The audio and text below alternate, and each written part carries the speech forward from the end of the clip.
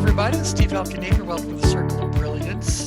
Today we're going to begin a new topic, and that topic has to do with laughter. Sooner or later, it's going to end up connecting with humor, but we're going to start with laughter itself.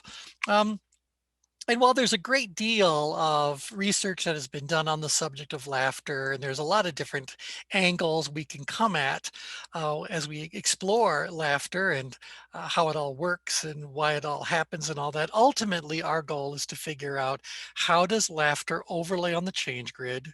How does laughter change based on where you are on the change grid? And what kind of a maneuver might laughter be? So we're going to be looking at laughter from a lot of different kinds of angles. We'll see where it gets to. So I just threw up a little meme here, I guess. A priest, a rabbit, and a minister walk into the bar, and the rabbit says, "I might be a typo." So I threw this out there just because right now you're all muted, but I'm wondering how many of you found that funny. And if you found it funny, did you actually laugh aloud? And if you laughed aloud, what pattern did that laughter take? So anyone want to share? Tom, what do you think? Well, I laughed. It was when just you and I were on the phone, and I misread it and thought it was a rabbi. And I started saying, I haven't seen one of these in a year, in a long time. And I didn't get it at first. And then my dyslexia kicked off and I saw rabbit. And I did laugh out loud. You heard me. Yeah. And so your second question, and what was the second question? What is it about this that struck you as funny? What triggered the laughter? For me, it was unexpected. Unexpected. Well, Okay. good. All right. Yeah. Unexpected. Yeah. Anybody else? Did anyone else find this funny? And if so, what was behind it? Chris, how about you? For me, it was the image. The image said it all for me, that, it might be a typo. He's sitting at the bar with a beer already. Yeah, exactly. So that was hilarious to me. That's great. Yeah, that's good. All right. Anybody else have any kind of reaction to this when you first saw it? Did it make you I think laugh? it goes with unexpected, but it's something that we're used to because there's a lot of those jokes with a slightly different twist. Yeah. So it's familiar and unfamiliar at the same time, and that has tension, and the laughter is relieving the tension. Yeah. And, also what came to mind were the intensity. I thought about the intensity level, because for me, it was like, I guess there's a difference between a chuckle and a laugh, and then that deep laugh. So I thought about the intensity. Yeah. And where was this at for you, Chris? What level? I would say maybe a 4. A 4. So is that between a 3 and a 4? Is that the chuckle category because you found it amusing, or did you actually find it actually funny?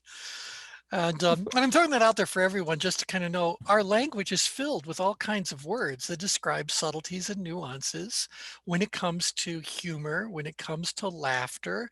It's not like it all means one thing and it all means the same thing to everybody. And so as we work our way through this, one of the subjects we're definitely going to be touching upon is, how does laughter align itself with someone's value system? Why do we find certain things funny and other things not funny? Why do I find things funny that other people may not find funny? Why did we find things funny a generation ago that we may very well find offensive today? And so what's actually happening not only to laughter as a general human response, but what's the evolution of laughter? What's the evolution of humor? And what does that say about us as an individual, as a society, as a culture? What's all going on? So there's a lot more to laughter than just a response to a joke. And yet laughter is universal. Mm-hmm. What we laugh at, how we laugh, is cultural, subcultural, and conditioned by social proof. But laughter is as close to universal as you can get. Yeah. Yep. And as I was doing a little bit of reading in preparation for today's call, I also found out that laughter is not limited to humans. there are several animals that also have a laughter response to things. And certainly you'll actually see that in chimpanzees and other members of the simian sort of, I guess, species. I don't know enough about taxonomy of animals to know what you actually call, but whether it's an orangutan or a baboon or whatever, you find laughter there. But this one piece of research that I found said that rats actually laugh.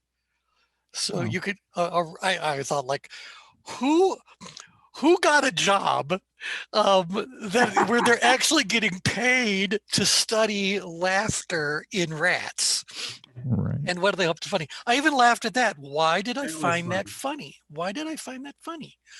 And so it's really, really just interesting to start to, what do I want to say, just stop and wonder, what is this laughter pattern all about? What's it all for? And so let me share with you one thing that I found online. And again, there are literally thousands upon thousands of different documents up there, but this is a list of the 9 laughter triggers that people that are doing comedy writing will try to get to. Now, as we go through these 9, I'm curious if you can tell me where on the change grid might that lie. So how is this this trigger for laughter, or the joke they would have crafted around whatever that laughter trigger is, where does that put you on the grid? Where does it move you on the grid? Is there a difference between laughter that emerges up grid versus laughter that emerges out grid, down grid, in grid? Is there a difference? Is there a whole thing? So you guys want to throw out any before we get into it detailed, you got any overall hunches, feelings about laughter on the change grid? I think laughter probably moves us down grid so that we can better grasp what's going on. All right, so laughter could be a downgrid maneuver, which would obviously indicate that one way or another, laughter might actually reduce someone's perceived level of tension. And Or level of I tension. also would say Ingrid as well. I remember Steve Harvey said a quote years ago that comedy is life's tragedies over time.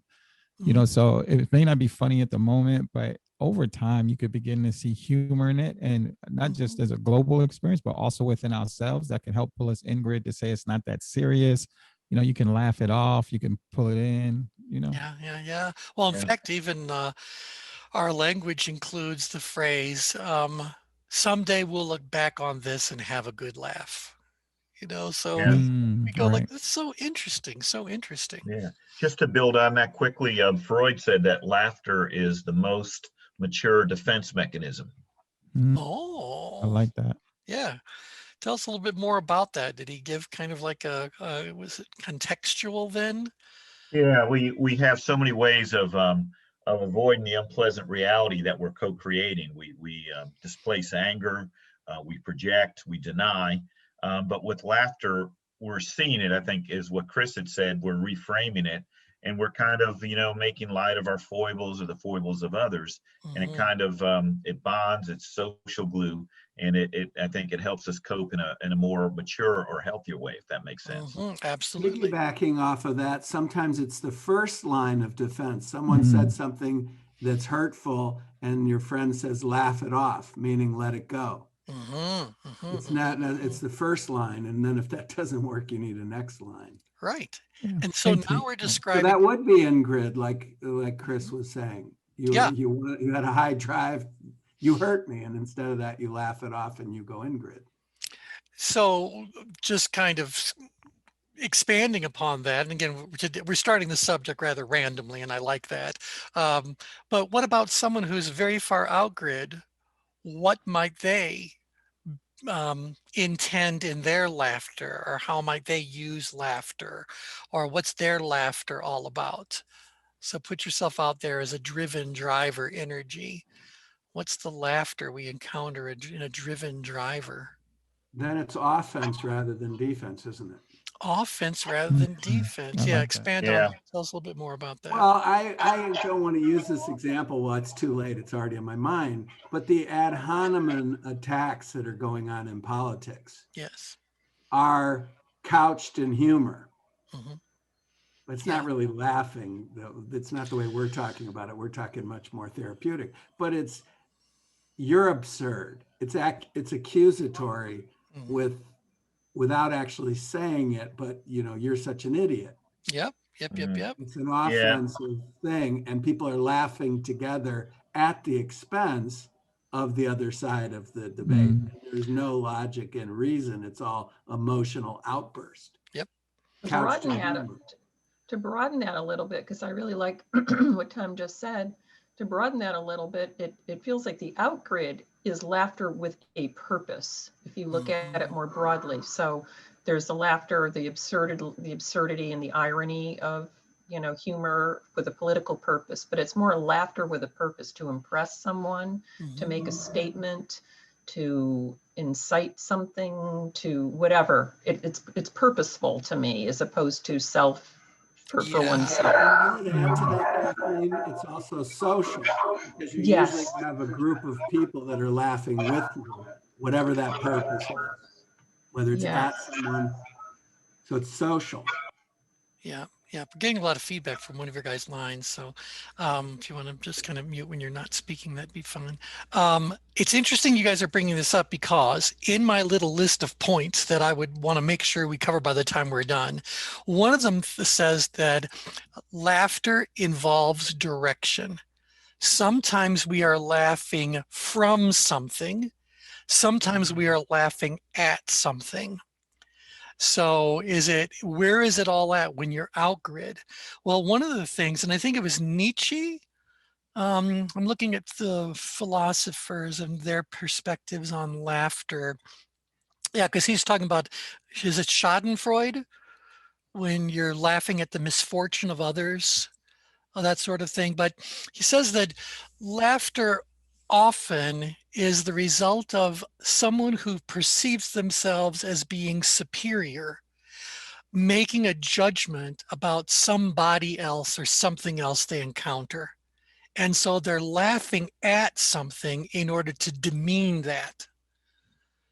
So now that to me felt like the bully in the very far outgrid area. So you guys go ahead and unmute now. Yeah.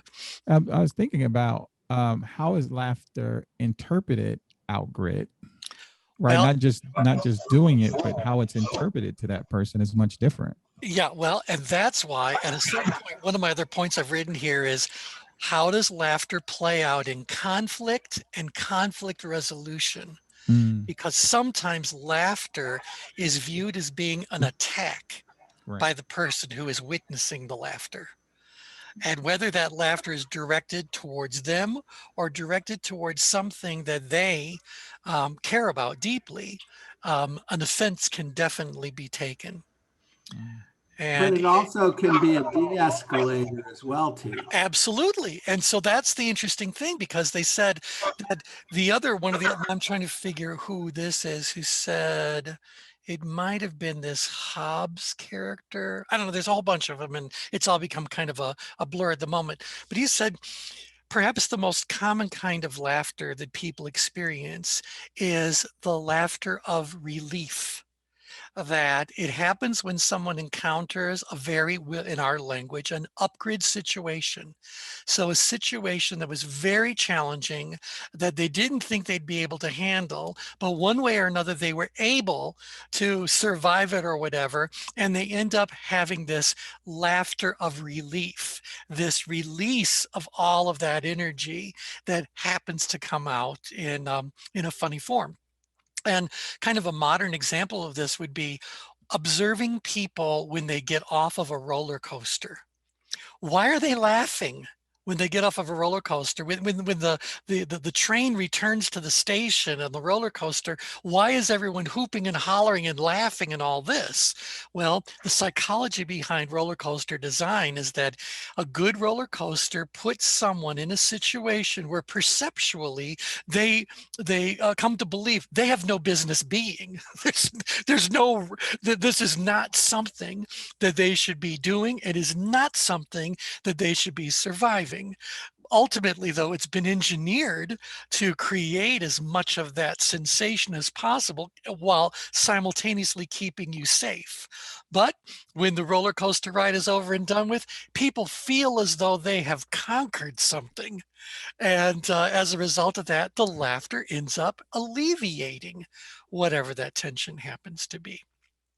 So, Tom, does that resonate with what you were getting with? Yeah, absolutely. There is a sense of relief, and we tie these things together of what is the intention, or as Kathleen says, the purpose, and who's with us in it. So if you and someone else were riding in the car and you're laughing, it is a sense of we accomplished something, even though you didn't do anything but buy the ticket. But yeah, exactly. And that'll hold anything. I mean, like, if you can walk away from a car wreck, there might be nervous laughter. Yeah. You know? That's a good combination we should explore, is nervous laughter. Yeah. Go ahead, Edie. It's a relief. I was just going to say, but we know that it releases endorphins, and I think everybody's familiar with Norman Cousins' book, The Anatomy, of laughter, and so I think that's part of it too, that it's got the healing power and the feel-good chemicals that give part of that release. I just had to mention that. No, that's excellent. All right, and so we've kind of identified that there are we might encounter laughter upgrid, but the laughter we encounter from an upgrid situation is different than the laughter we might encounter in an outgrid situation. Now, what about laughter we encounter in a downgrid situation? So for a moment now, I want you all to be thinking about someone who has an extremely high level of perceived ability to do something. They perceived a very low level of challenge. They're in that category of people that are subject matter experts or whatever the case may be. Why might they find something funny? What kinds of things might you find there? What might they find humorous? This is Peter. Yes, I think if you're feeling out of control, let's say there are situations, whether it be politics or whatever, and we laugh, it kind of makes us feel that we can accept it better when we see the flaws of somebody that maybe is controlling so much of our lives. The ability to laugh can make us feel maybe more in control. Yeah, because what are we then doing to the power that we're bestowing upon that person when we kind of laugh? Right, like the court jester, had a lot of power, could make people laugh at the foibles of the king, but that was the role. That was the role. And modern day now, that's roasting somebody. And so why are we able to get away with that? That's a downgrade thing. So the research that I was reading about laughter included something that I thought in particular lived downgrid. And this is laughter that they would consider to be available only to the intelligent. That in order to appreciate the laughter that one would encounter very far downgrid, you have to have the intellectual capacity, the education, the whatever, to be able to understand the subtleties and the nuances of what's in the humor. And so sarcasm is often a form of humor that can only be recognized by people who are quite far downgrid, or people who appreciate puns, or something like that. This is more of a downgrid kind of a laughter. And it tends not to be a belly laugh, but rather just kind of like this little, little chuckle, like, oh, yes, of course we all kind of knew that. So can you guys think about any situations that might resonate with that downgrid kind of laughter? Yeah, anybody? I'm thinking of the late night comedians when you have, when you have Trevor Noah, or you have, some of the comedians on late night that are doing that. I imagine that sarcasm and that is kind of normalizing what's going on. Yeah. Or like the clever twist of a word, or getting someone to suddenly look at something. Now, if I go back to where I started with about these 9 triggers of laughter, Let me go ahead and go through all 9 of them. And again, this is from a document. It's actually some organization that helps comedians become better comedians. So it's Is this just, supposed to be visible to us? I'm oh seeing no, but I'll it. slide it over there if you want. Okay. Just 1 second. Oh, no, that's okay. I just want to make sure I No, I wasn't don't mind. missing It's not sacred. So it's called it's from a website called The Gag. And the gag.club, I've got no idea what that is. The comedian knowledge base, 9 laughter triggers. Oh, by the way, the reason why I looked this up was because since the ChangeGrid is very situational in its design and in its implementation, I wanted to go like, well, then what are the situations that give rise to laughter? Obviously, if I'm going to be a successful comedian, it can only be if my audience is laughing, and I need them to be out laughing in something other than a quiet little chuckle. So these were the 9 laughter triggers, and they've got a little paragraph for each one of them. So let's just kind of skip the list and just There's get right also into a key one to me, which is the absurdity of everyday things we take for granted. That's Seinfeld's gold mine. yeah, It's and normal things we see all the time, but we don't realize how absurd they are. yeah, that might fall into their category of incongruity. Something just doesn't really match. But I think, I think we're going to find a lot of these. Now, again, my question for all of you is, where does that live on the change grid? So where did it move me on the change grid that suddenly triggered me to laugh? And what is the purpose of my laughter at that point? Is it a downgrid maneuver? Might it even be an upgrid maneuver? Is it an outgrid or an ingrid? Why am I laughing? So let's take a look at surprise. So surprise is introducing the element of surprise into writing a comedy is always great. This is because you're portraying a story as one thing, but just when you capture their attention, you switch up on the story and they're left with no other reaction than laughter. A good twist is usually funny, especially when no one sees it coming. Charlie Chaplin. Charlie Chaplin, okay. Now, to me, that feels a little bit more, well, I could say that's an upgrid maneuver. It could also be an outgrid maneuver, because if I thought we were going down one street and the street was interesting enough, but wasn't particularly funny, and then suddenly you turned the corner, my attention just went up. And now I'm feeling, whatever the reaction might be, a little funny reaction around that. So surprise. And I guess by definition, even I've looked at surprise. Surprise is about suddenly becoming aware of something, right? And so if I, Definitely upgrade. yeah, it's Definitely. an upgrade maneuver. So if I change the background layer to the engagement rings, well, I was down here, pre-aware, hypo-aware, downgrid awareness. I'm down here, and suddenly I become aware of something. Something surprised me. Something got my attention. And so maybe I laughed because I got moved upgrid. Just set that aside for just a second, because And upgrade. somewhat outgrid too at the same So time. yeah. Some a little bit outgrid as well. Yeah, because now we're moving somewhere. We're doing something. All right. So the next one is superiority. Oh, there we go. Self-deprecation is mostly funny. This is because it makes the listener or the audience feel somewhat superior to the person on the stage. This is because once a comedian is on stage with a lights, camera, and of course the microphone, it usually seems like he, she, I'm trying to be very sensitive these days. I'm trying to be woke, people.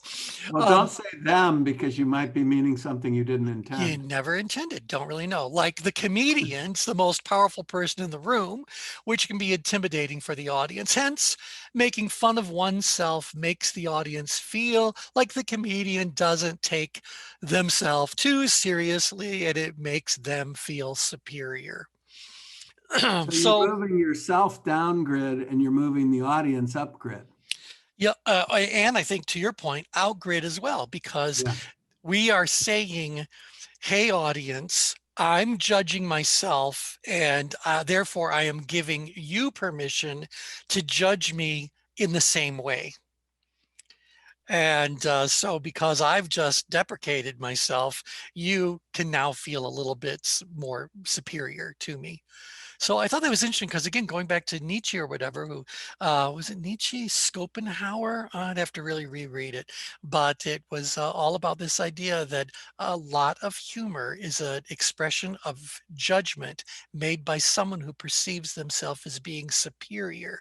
And this is where a lot of ethnic jokes might come from. Like, if I don't care where you travel around the world, I promise you there is some other group that particular culture finds to be the subject of great humor.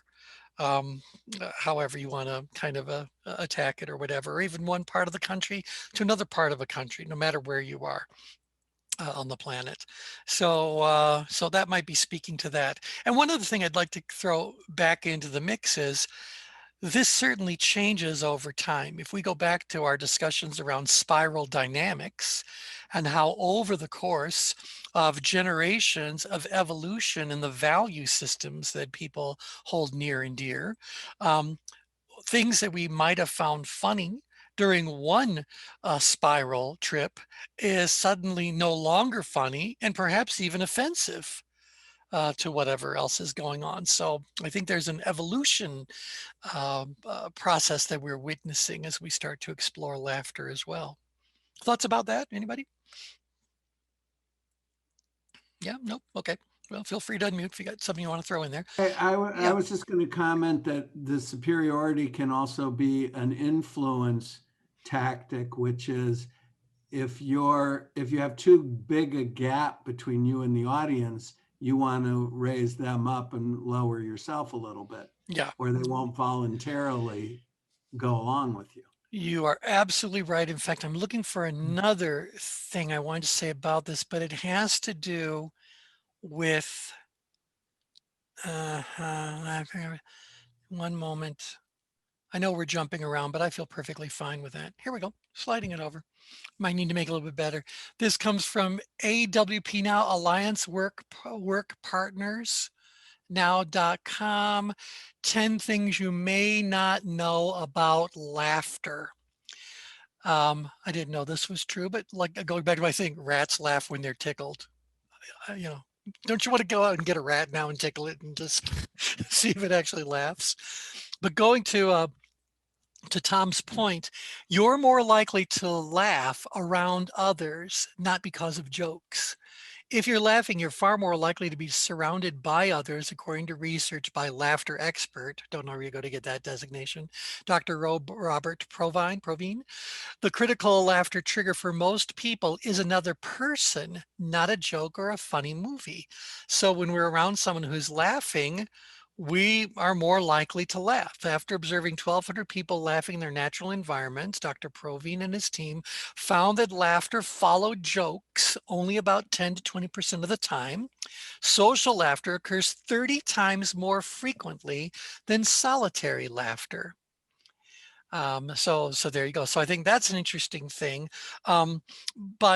And I think it might be deeper in this list, but I'm also curious to know what you guys think about the phenomenon where if you've got one very outgrid person who is laughing in one of those judgmental kinds of way, that superior kind of way, can you see how that grants other people permission or a safe zone to laugh at the exact same person?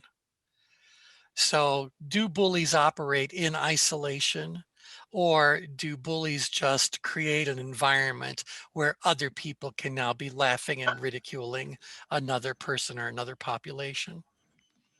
Thoughts I about think that? it's both. It's definitely both.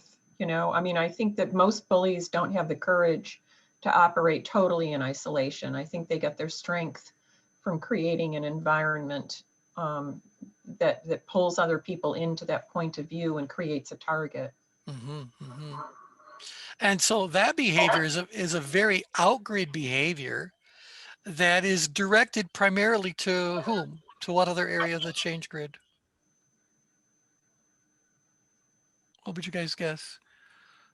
An outgrid attack tends to be directed at, oops, sorry, what just happened there? I would guess people in high stress. Could be up people and in high stress. Yeah, I can certainly see that.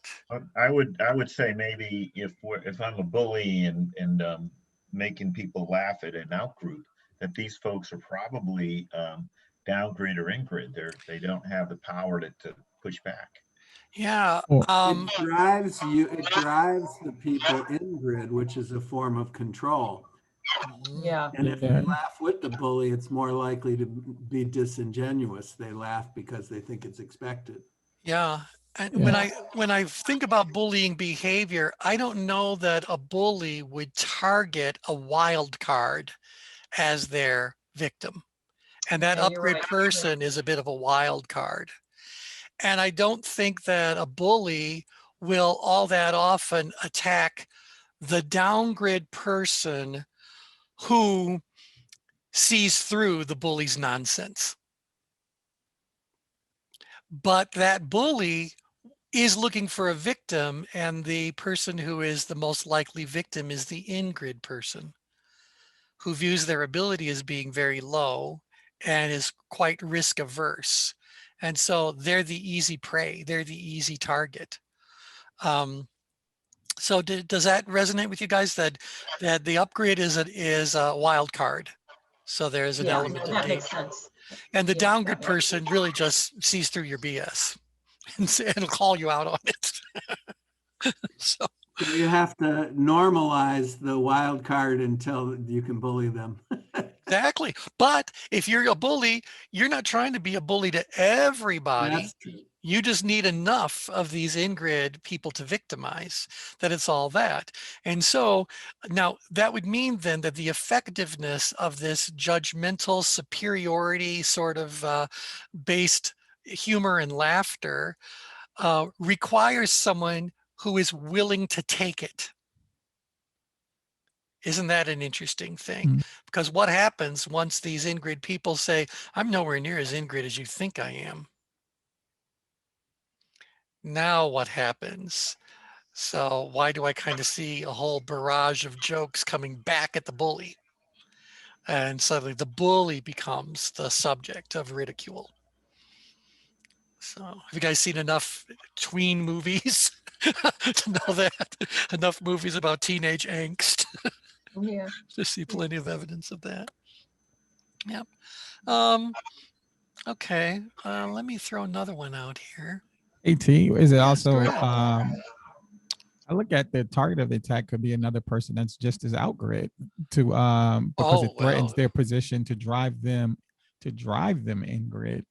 Just like in yeah, political matches, right? Just like sure. when you have two people that are predominantly outgrid going for the office, but so one is trying to drive the other one in grid. Mhm.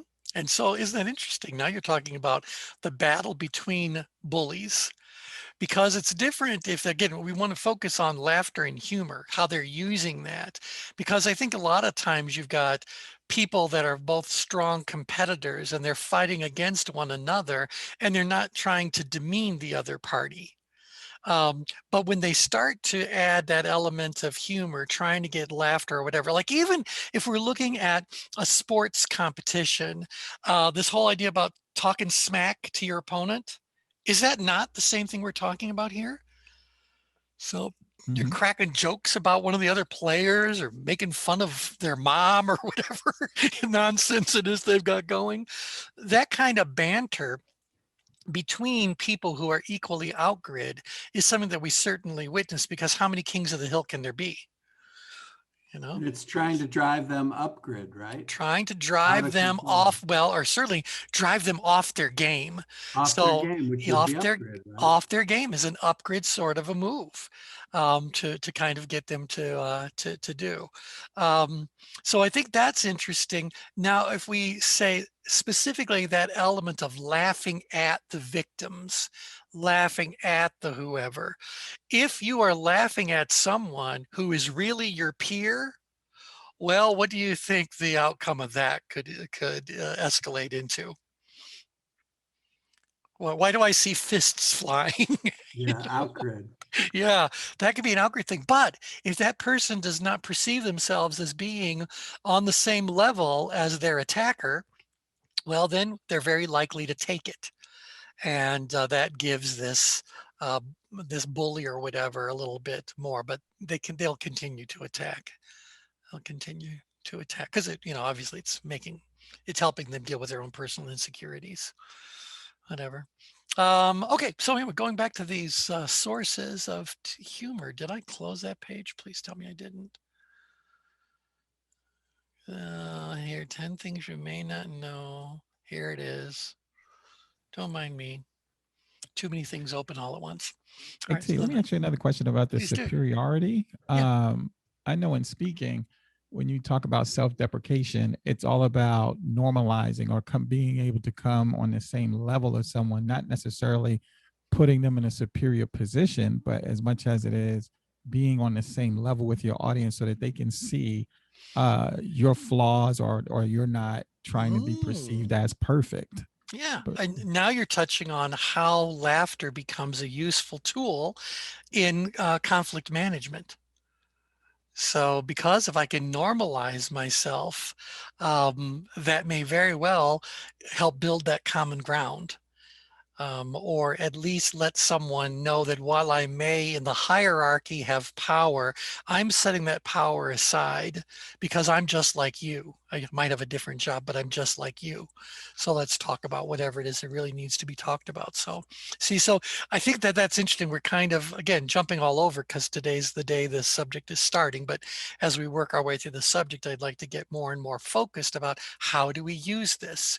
It's wonderful to be able to say, when we witness laughter emerging from another person, we may very well be able to tell where they are on the change grid based on that laughter, based on the content of that laughter, based on the context of that laughter. We might be able to use this as a way of describing certain locations on the change grid.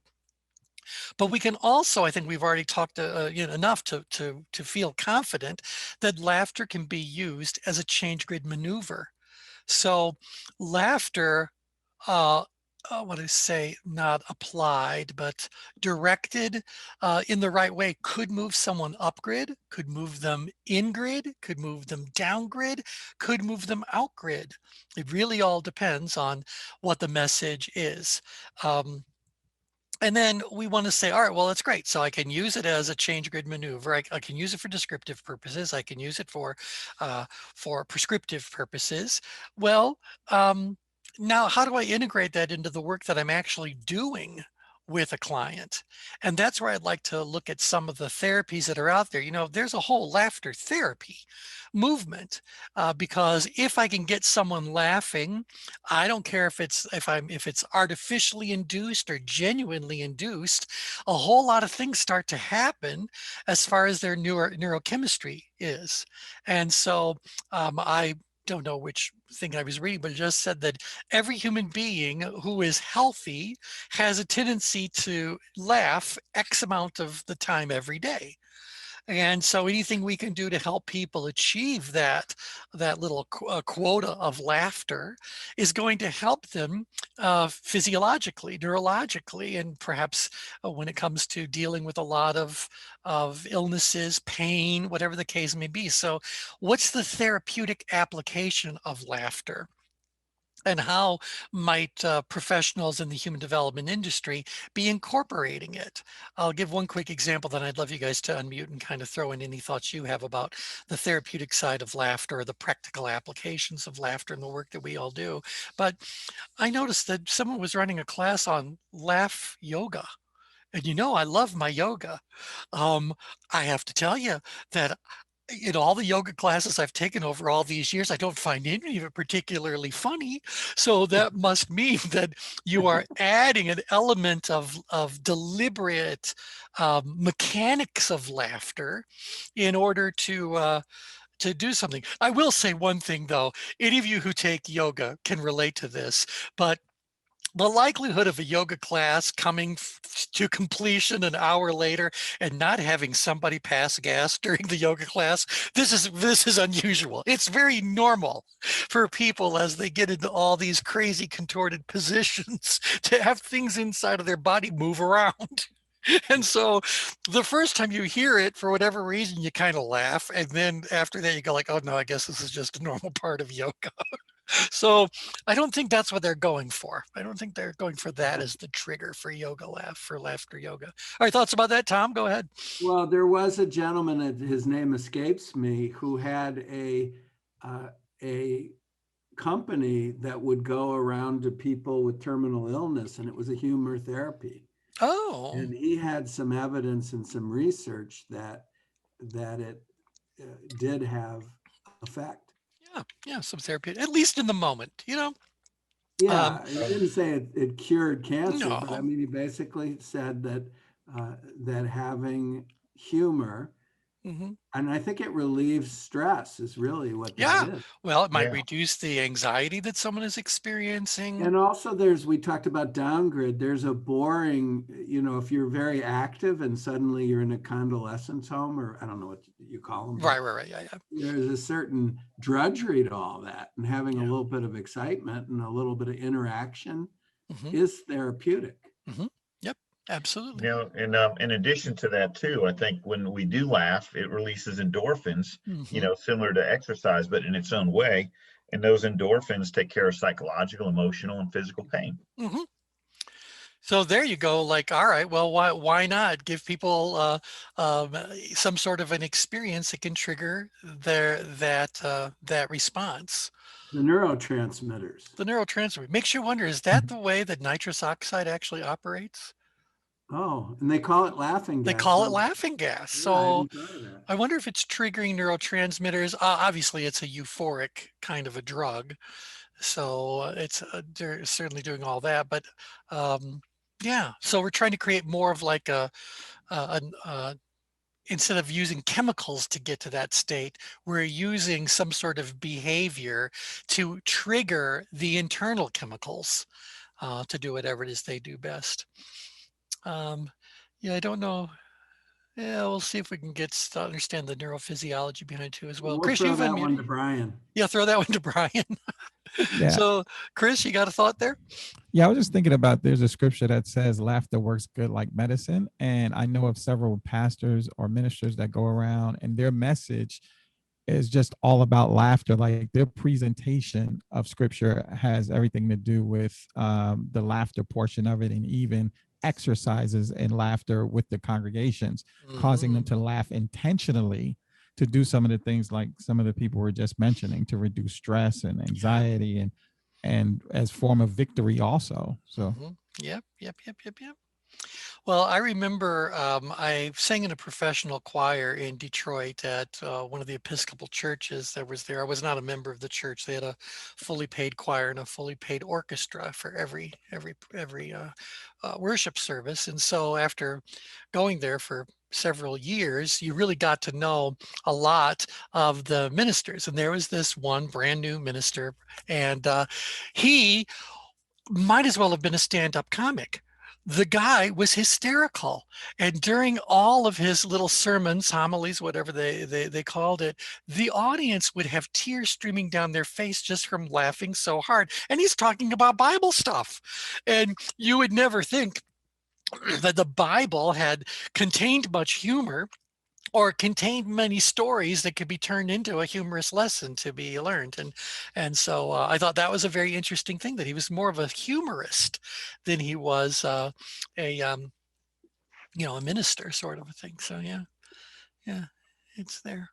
Okay, so let's, in the time we have left, let's see if we could rattle through the rest of these and see. So we did superiority.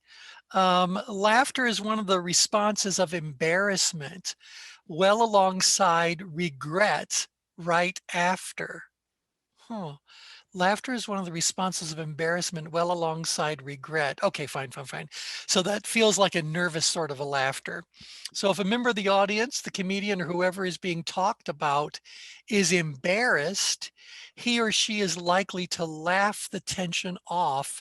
This is why roasts are so popular. Okay, thoughts about that one? Edie, you've unmuted. Oh, I was just thinking of my dad's roast, which was incredible. Yeah, but it's all perceptual, isn't it? you know, in this day and age where everybody seeks to be offended, I find, I honestly think I'd be dead if we had live audiences, because anything I would say that used to be funny, I'm not sure would be funny anymore. Yeah. And so the safety is in, as a speaker, to laugh at yourself. The other thing I was going to say, you may not know this, Kate, but I did a bag lady act, and it was straight stand-up humor comedy. It is the hardest thing I have ever done. And I think we just have to be aware that humor is as individual as a piece of art. Yes. And I would do it one time and I would get a standing ovation, and I could do it for the farmers in Iowa and it would bomb. Yeah. And yeah. It's so individual. So I think one of the things that creates humor is that it connects us. It's when we create that bond through the laughter, and if we don't connect with it, then it's not effective. So it's only as strong as that bond. Exactly. Yeah. Exactly. And I think that's going to connect with one of these as we do that. Yeah. I'm curious to know, though, what do you guys think about where on the change grid embarrassment would live? And let's change a background image. I'll just go to the composite. You guys all know a composite change grid when you say one. So what do you think? Where do you think embarrassment laughter would come from? So go ahead. Or Ingrid, or Ingrid. Or Ingrid, tell us about that. Because embarrassment has a connection to feeling less than, a shaming in a fashion, and so it's connected to powerlessness, a sense of powerlessness. So I would place it more in, I don't know what point, but in the Ingrid quadrant there. Yeah, well, and I think you're spot on. I would say Ingrid probably into mild stress, mild power stress, as far as these intensity lines go, kind of there, because you're right.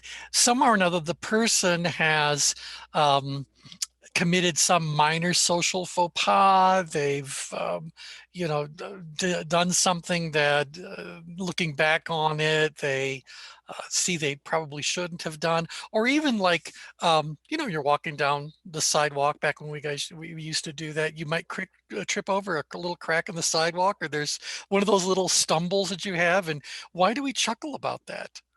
Is that just also embarrassment, a little bit of embarrassment that kind of does? So it does feel more in-grid, because I don't think an out-grid person would really consider much of anything they do as being worthy of embarrassment, And the up-grid person is certainly more carefree. Those of you who are fluent in the model, it says these are the free spirits. Yeah. And so that's Peter world for sure. Peter can unmute and she'll talk about that. I don't think a free spirit is all that consumed by embarrassment. Would you agree, Peter? Yeah, I would think so. It's well, the free spirits were free and see a lot of possibilities and just kind of pick up, and I think Edie and I would probably be in that quadrant. We can laugh at ourselves and it's no big deal. Yeah. Where the person who's in grid might laugh, but it's more of an embarrassed laughter because they are evaluating themselves as missing the mark or whatever, being on whatever. And the downgrid person, do you think the downgrid person is embarrassed by all that much? Probably not that much, because I don't know if they care. I don't know. Now, the only thing I could see that might be an exception to that is that, anything that having to do with trivia contests, that sort of a thing, fact quoting, that's the domain of this area of the change grid. These people are, again, high perceived level of ability, low level of challenge. They are subject matter experts, the blah, blah, blah. Well, what if they get something wrong? I don't know. They would really feel embarrassed. If anything, I wonder if they would say, prove it first. I don't know how willing they would give in. But even if they were to give in, why do I hear them saying something more like, well, you learn something new every day? Or that's a very interesting finding, or whatever. You know, I don't think that they would personally feel embarrassed by that as much as enlightened by that, or informed by that, or whatever. Maybe a little bit impressed by that. Yep. Okay. We got a couple more minutes. Let's see if we can get a couple more of these done. Release, we talked about that one. So release as a laughter trigger is often underappreciated. However, it is one of the most powerful. Once your audience recognizes your embarrassment, they're likely to release a wave of laughter in response. Both go together. So is this kind of like a sympathetic relief of the tension, compared to embarrassment, where I'm the one who is experiencing whatever the shortfall happens to be? Am I laughing as a form of support when I witness someone else being embarrassed or dealing with such a situation? More empathy than sympathy. Empathy, It's okay. bringing us with them, closing the gap between people. Like Right. the superiority one was. We've all made a fool of ourselves on stage, or Yeah. so Absolutely. empathy. And so this again would serve then as a downgrid maneuver, but kind of like a vicarious downgrid maneuver, or as you said, an empathetic downgrid maneuver. Perhaps even hearing that laughter helps, forget that they're a comedian, hearing that laughter helps that person who feels embarrassed feel a bit safer, or feel like it's not really such a big deal. So now we're offering laughter, not because we found it funny, but we're offering our laughter as a form of support. That You know phrase comes up like it did when Chris made a comment earlier. There's a saying, laugh it off. Yeah. And that can happen in different places in the grid, but it's this idea, this could be a calamity. I could have broken my neck, but I'm still on my feet, like when you were talking about tripping on the sidewalk. Yeah. And it's funny because it relieves what could have been. Right. And we've all been there. We've all done that. And so we can certainly connect with that as well. All right. Edie, do you want to put something on? Yeah, I'm eating. I'm sorry. Oh, no You know worries. what? I think the other thing is recovery. I mean, if you think about it, anybody who's good with humor, if it bombs, especially late night people or live comedians, they have to have a recovery technique, because the audience is tense with them when it bombs. Everybody feels that energy. But if they have a good recovery technique, everybody is relieved. It's interesting how the dynamics of the group will change. Yeah. And I could even think of a situation from my own training. So I was in France and I was doing a training program, and early on in the program, I just gave one of my standard jokes that I've put in place every time I've given that talk forever and then some, and no one responded. And I said, "Oh, I'm sorry. They told me you all spoke English," and they all laughed. Then. So it's like, okay, thank you. So I think that's very much talking about what Edie just mentioned there. You know what else is interesting, T, is if you've ever worked with a translator, and I have, you know that some of the humor stuff that they would laugh at in Russia, but they don't, because you know the whole art of the pause and so forth. Sure, yeah. That the innuendos are what really makes laughter, and in the translation, it all gets lost. I mean, just forget it. Yeah. So it's tough enough to be a comedian, but being a comedian on a world tour, you've really got trouble going on. Well, it's top of the hour. I just wanted to do one last one so we can kind of finish where we started, but this has to do with incongruity. This is when the comedian converges two or more dissimilar ideas. The laughter trigger is because of the relationship between these ideas that, although different, are relatable in the joke. And that gets us where we started with our little diagram here of the rabbit in the bar. So a priest, a rabbit, and a minister walk into a bar. The rabbit says, "I might be a typo." See, I thought you all spoke English. So, mind. So So that to me is the incongruity thing, because first we're going like, oh no, well, these are three people of the cloth, but that's a critter. And, you know, obviously I don't need to explain the joke to you guys, but there it is. That to me is an example of incongruity. That was funny, T. Edie, It is cute. That's yeah, well, cute. it is. I Yeah. mean, it really Yeah. is. It's a very, very funny kind of one. But to me, that's a good example of incongruity. Yeah. So two very dissimilar things, but when you put them together, contextually, you go like, oh no, it's funny, all because of the one letter. But It that's becomes a funny. classic example of a New Yorker, of the New Yorker cartoons. That's a Yeah. technique. Yeah. Because It's again, also relief because you're expecting, oh no, not another rabbi, minister, priest joke. yeah, And there you go, exactly. Or anybody walking into a bar. Yeah, you get it. It's funny on a lot of different levels, but I think it's because that incongruity is what we're doing here. Yeah, Now, I so agree. my question for you is, where does incongruity, laughter, fall on the change grid? You know, give a thought. Is it upgrade, outgrid, downgrade, ingrid? Where might we encounter this form of laughter? I would call it more downgrid because it's analytical. It's clever. Exactly. And this is where we're going, like some forms of laughter are appreciated by people who are in the know. You would have to know that rabbi is even spelled R-A-B-B-I. You'd have to know that. And my assumption, of course, is that everybody knows that. But there might be a segment of society who goes, I don't get it. I don't get it at all.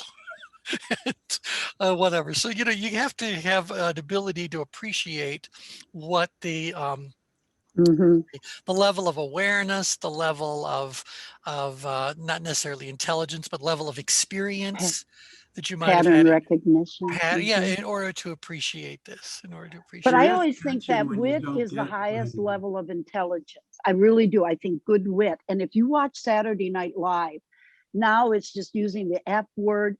The intelligence level of so much humor now has no quick wit. It's just to be sensational. If you look Yeah. at how it's changed, it's No, you're changed. absolutely right. And by the way, one of the things we're going to be doing is I'm going to show you guys a whole list of different words associated with humor and laughter, and ask you where those words actually fall in the change grid. So yeah, now with Kathy, I think you were saying something, or Tom, you were saying something? Nope, I'm good. I Okay. was saying something, but All right. Okay, well, appreciate very much you guys joining in on today's call. If you find the subject matter interesting, if nothing else, you're getting a good laugh out of it, we will continue this on Thursday. I would like to give you guys a little bit of homework.